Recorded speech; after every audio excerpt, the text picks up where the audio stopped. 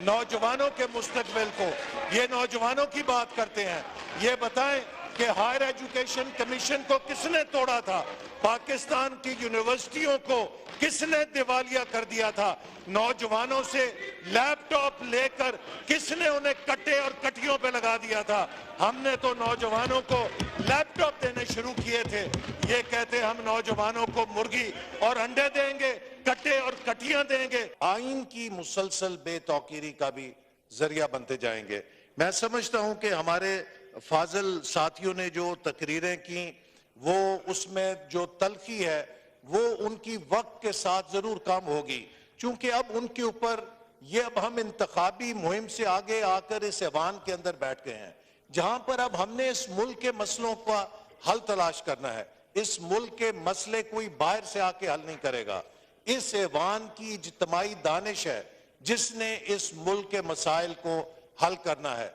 कल तक हम उस तरफ बैठे थे, आज हम अगर इस तरफ बैठे हैं तो यही जमहूरी अमल है कि जब हम किसी नशिस्त के ऊपर बैठते हैं तो हमें ये जरूर पेश नजर रखना चाहिए कि कल को इस जमहूरियत के जरिए और इस सियासी अमल के जरिए किरदार बदलते रहते हैं, रोल बदलते रहते हैं, लेकिन हमारी रवायात मुस्तकिल तौर पे तारीख में रकम होती हैं।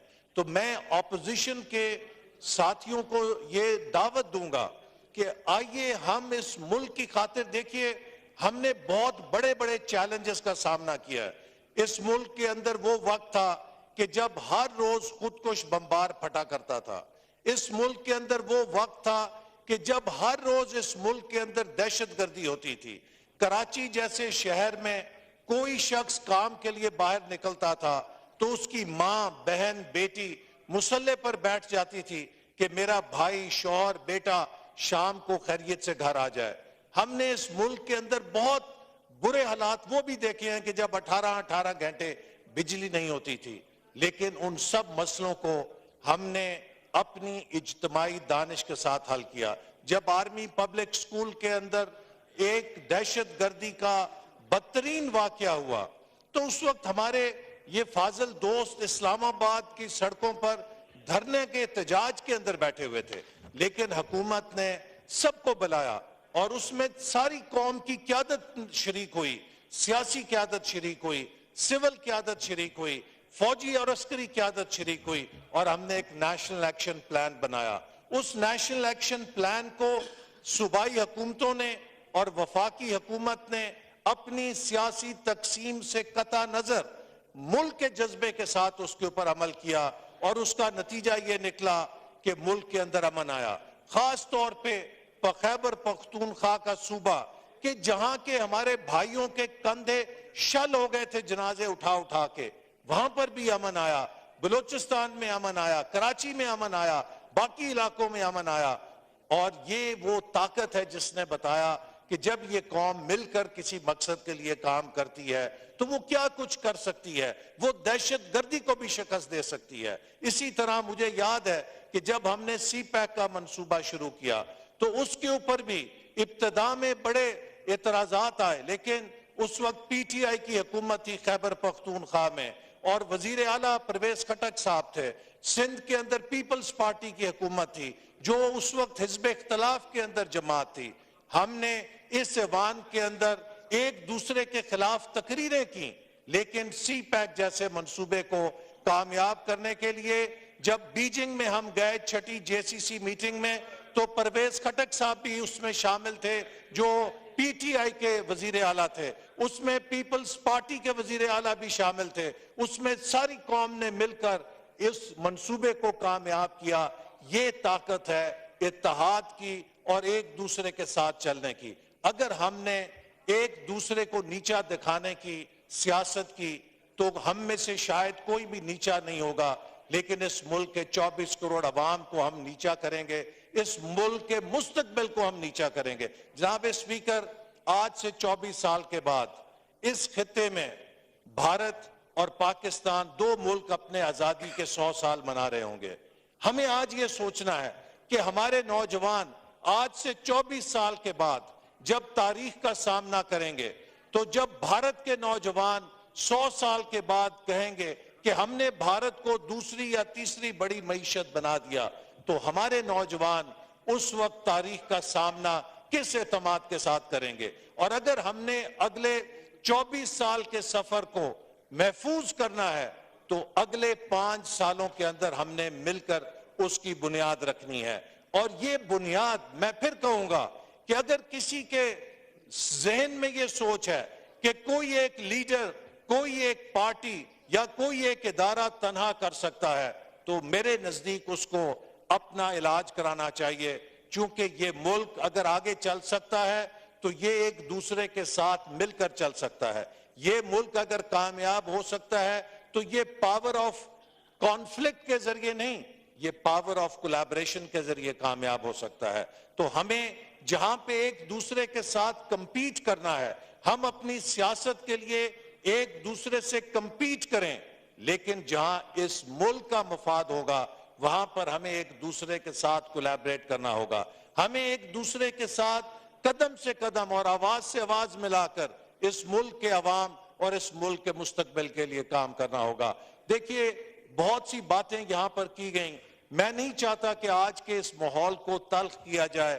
میں ایک ایک بات کا جواب دے سکتا ہوں، لیکن میں اس بات سے گریز کروں گا، اور میرے بھائی جو آج بات کر رہے ہیں یہ وہ باتیں ہیں کہ جو ہم جب اپوزیشن میں تھے تو انہیں سمجھایا کرتے تھے۔ میں خود نشانہ بنا ہوں اس دور کا کہ جب میرے اوپر اور ہماری پوری پارٹی کی قیادت کے اوپر جھوٹے مقدمے بنائے گئے۔ مجھے بھی تقریباً 2.25 مہینے اس اڈیالہ جیل کے سیل میں رکھا گیا کہ جہاں پہ سزائے موت کے قیدیوں کو رکھا جاتا ہے، اس لیے نہیں کہ میں نے خدا نہ خواستہ کوئی کرپشن کی تھی۔ کیس مجھ پہ یہ بنایا گیا کہ آپ نے نارووال کے اندر ایک کھیلوں کا کمپلیکس بنانے کے لیے فنڈز کیوں جاری کیے؟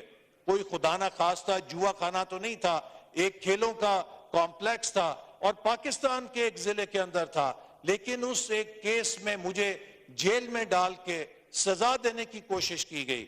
یہاں پر ہمارے اسی ایوان کے اندر خدا کے کلمے پڑھ کر ڈیفینڈ کیا گیا کہ رانا ثناء اللہ صاحب کے خلاف جو مقدمہ بنایا گیا وہ منشیات کا بنا کر ان کو سزائے موت کے دھانے پہ پہنچانے کی کوشش کی گئی۔ اسی طرح اور بے شمار کیسز بنائے، لیکن جناب اسپیکر، ہم نے یا میں نے کبھی یہ کوشش نہیں کی کہ میں بھی چاہتا تو نارووال کے اندر کوئی تلاش کرتا، ریاست کا دفاع کا ادارہ اس پہ چڑھ دوڑتا، اپنے حمایتیوں کو کہتا جا کے اس پہ حملہ کر دو۔ ہم نے ایک ایک کیس کا عدالت میں سامنا کیا۔ ہم نے کبھی اس دور میں پاکستان کی ریاست کی ڈی برانڈنگ نہیں کی۔ ہم نے کبھی اپنے حمایتیوں کو یہ نہیں کہا تھا کہ امریکہ کے کانگریس مین اور سینیٹرز کے پاس جا کے پاکستان کی مدد بند کرانے کے لیے بھیک مانگو۔ ہم نے کبھی کانگریس مین اور سینیٹرز کو خط نہیں لکھے کہ پاکستان کی امداد بند کرو۔ ہم نے اس وقت کبھی یہ نہیں کہا کہ IMF کا معاہدہ پاکستان سے بند کر دو۔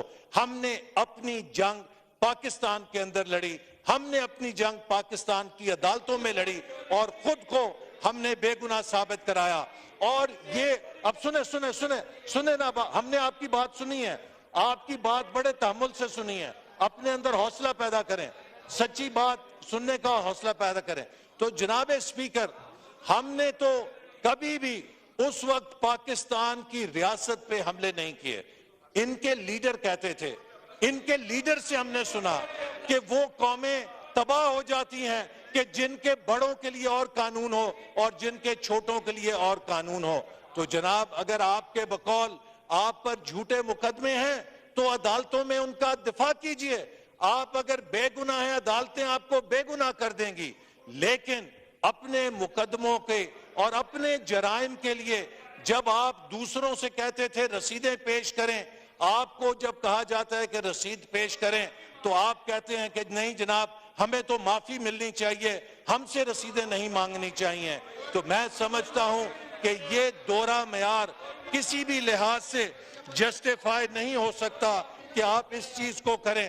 آپ آج ہمیں یہاں تانے دے رہے ہیں کہ کس طریقے سے آیا۔ میں سوال یہ کرنا چاہتا ہوں کہ کیا 2008 میں جب یہ الیکشن ہارے تو انہوں نے نہیں کہا کہ دھاندلی ہوئی، بدترین دھاندلی کی گئی 2008 کے الیکشن میں؟ جب 2013 میں ہارے تو کیا 35 پنچر کا شور نہیں مچایا؟ بعد میں کہا نہیں جی یہ تو ایسے ہی کسی نے میرے کان کے اندر کہہ دیا تھا۔ اب پھر آپ الیکشن ہارے تو آپ نے اب 80 پنچر نکال دیے۔ سوال یہ ہے کہ 2/3 پاکستان نے آپ کے خلاف ووٹ دیا ہے، آپ کو 1/3 ووٹ ملا ہے۔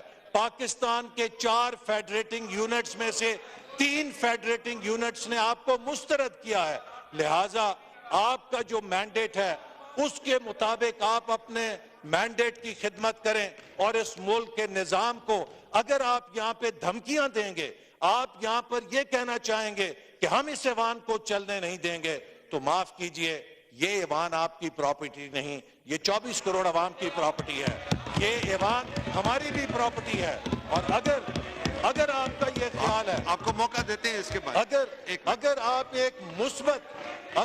ایک مثبت اپوزیشن بنیں گے، اگر آپ ایک مثبت اپوزیشن کے طور پہ کردار کریں گے، ہم آپ کو سر کے اوپر بٹھائیں گے، اس لیے کہ اپوزیشن جمہوریت کا حصہ ہے۔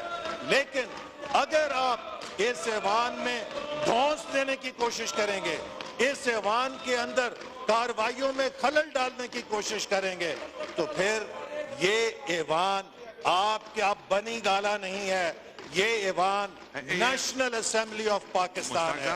یہ ایوان چلے گا اور اس ایوان کے اندر سے پاکستان کے عوام کے لیے قانون بھی پاس ہوں گے اور پاکستان کی معیشت کو ترقی دینے کے منصوبے بھی پاس ہوں گے، اور آپ کی منفی سیاست، آپ کا کردار بتا رہا ہے کہ آپ کے اندر حوصلہ نہیں ہے۔ ہم نے آپ کی باتیں سنی ہیں لیکن آپ میں حوصلہ نہیں ہے کہ آپ اپنے کارنامے سن سکیں، آپ میں حوصلہ نہیں ہے کہ آپ سچ باتوں کو سن سکیں، اور آج یہ کہتے ہیں کہ جی پاکستان کے عوام پہ ڈاکہ ڈل گیا۔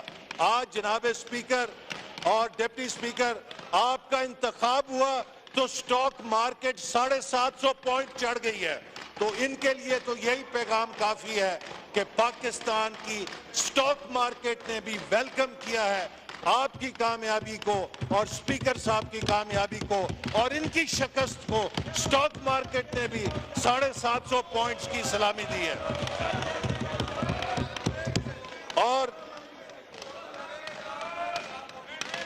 اور ویسے آج یہ گلہ کر رہے ہیں کہ اس ملک میں ایجنسیاں نہیں ہونی چاہیے، تو میں ان سے پوچھنا چاہتا ہوں کہ کس کا لیڈر کہتا تھا کہ میں ایجنسیوں کے ذریعے اپنا کورم پورا کراتا ہوں؟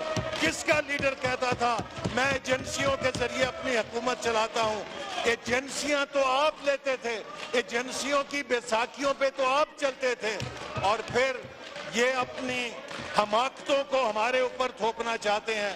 آپ کو کس نے کہا تھا کہ آپ اس ایوان سے استعفیٰ دے کے چلے جائیں جب عدم اعتماد کی تحریک ہوئی تھی؟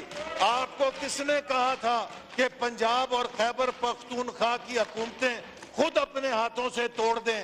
حماقتیں خود کرتے ہیں اور اس کی سزا قوم کو دینا چاہتے ہیں، لہٰذا میں ان کو التجا کروں گا کہ اب مزید حماقتیں نہ کریں، مزید حماقتیں نہ کریں، اور اس ملک کے اندر اب اس ملک کو چلانے کے لیے اپنا مثبت کردار ادا کریں۔ لیکن اگر انہوں نے وہی پرانی روش اپنائی تو پھر یہ ملک ان کا ہوسٹیج نہیں ہے۔ ہم سب مل کر اس ملک کو آگے لے کے جائیں گے، ہم پاکستان کے مستقبل کو، نوجوانوں کے مستقبل کو، یہ نوجوانوں کی بات کرتے ہیں، یہ بتائیں کہ ہائر ایجوکیشن کمیشن کو کس نے توڑا تھا؟ پاکستان کی یونیورسٹیوں کو کس نے دیوالیہ کر دیا تھا؟ نوجوانوں سے لیپ ٹاپ لے کر کس نے انہیں کٹے اور کٹیوں پہ لگا دیا تھا؟ ہم نے تو نوجوانوں کو لیپ ٹاپ دینے شروع کیے تھے، یہ کہتے ہم نوجوانوں کو مرغی اور انڈے دیں گے، کٹے اور کٹیاں دیں گے۔ نوجوانوں کو آپ سے کیا دلچسپی ہے؟ نوجوان ہمارے ساتھ ہیں جن کو ہم نے لیپ ٹاپ دیے، جن کو ہم نے تعلیم کے مواقع دیے، جن کے لیے ہم نے سکلز پروگرام شروع کیے، اور انشاءاللہ تعالی پاکستان کے نوجوانوں کو ہم بہترین کھیلوں کی سہولتیں دیں گے، ہم ان کو آئی ٹی سکلز دیں گے اور 21ویں صدی میں لے کر جائیں گے، نوجوانوں کو گالی گلوچ کے کلچر میں نہیں جانے دیں گے۔ تو اس لیے میری آپ سے التجا ہے کہ ہم آپ کے مثبت अपोजिशन के किरदार की तवक्को रखते हैं और हम उम्मीद करते हैं कि आप यहाँ पर वो गाली गलौच नहीं करेंगे, वो आप यहाँ पर आकर बातें नहीं करेंगे जो आप बाहर खड़े होकर करते हैं। ये सोशल मीडिया का प्लेटफॉर्म नहीं है, ये पाकिस्तान के 24 करोड़ अवाम का नुमाइंदा ऐवान है और इसका तकद्दुस है और इसकी जिम्मेदारी है जो जितनी हमारे ऊपर है। शुक्रिया एहसान इकबाल साहब, शुक्रिया।